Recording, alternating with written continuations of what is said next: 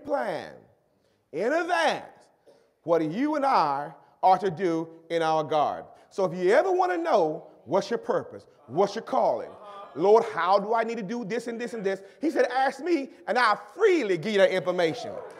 The challenge is we ask everybody else. We're asking somebody to tell us what God says. I'm the only one that knows.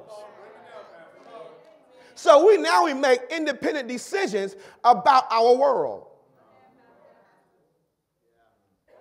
So we go here we want to go because we got free play calling, but we don't know what we're trying to achieve. So we can look successful and not be successful. You can look happy and not be happy. You can look fulfilled and not be fulfilled. So it ain't based on looks. So we're going to tighten this thing up, but we need to understand, Lord, what am I supposed to do? How am I supposed to do it? Give me the timeline. So I'm not asking you, Lord, amen, to give me my 5-year plan. That's too broad right now. Can you give me my week assignment? That's what I need to do this week. I ain't looking at next week. I ain't thinking about next week. I'm just trying to find out what have you called me to do this week. Now I'll be stress-free because I ain't thinking about when I graduate. I ain't thinking about when I'm going to get married. I'm not thinking about a house, a car, a property.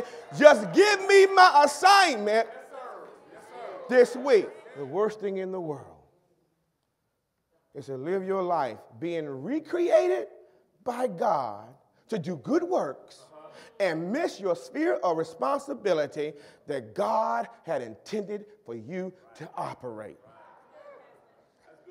So your job is not to create your life. Your job is to walk in the pre-plan that God has. And he says, I got a purpose for you. When I form you, I have a purpose for you. I did not just form you to be forming you. You are not a mistake. You are uniquely made, amen, wonderfully created, amen. And I got a purpose for your life. He places into our calling. We don't know what it is yet. He has to place us into the calling. So he has to bring us before men and the women that's going to help point me in the direction. Just like Elijah and Elijah. He said, I got the keys to your destiny in my hands. Amen. I am not the key. I just got your keys in my hand. Now, if you want to go in the direction you need to go, you need to take the keys in my hand and follow me because I'm going to point you to the next level of your life. When you have nobody in your life pointing you, that you are not placed in your calling, you are trying to figure it out yourself. And we're too distracted. We need somebody to come and check the test. So God says, I'm going to place you in your calling, place you in your purpose, and place you into your destiny. That's my job, but I'm going to use people to do it. So you got to be careful, and you got to be ready for divine relationships. Divine relationships. You must understand, these relationships may not be a lifetime. They may be for a moment. Don't get caught up marrying somebody that helped you when it was never designed to be your mate. They were designed to point you.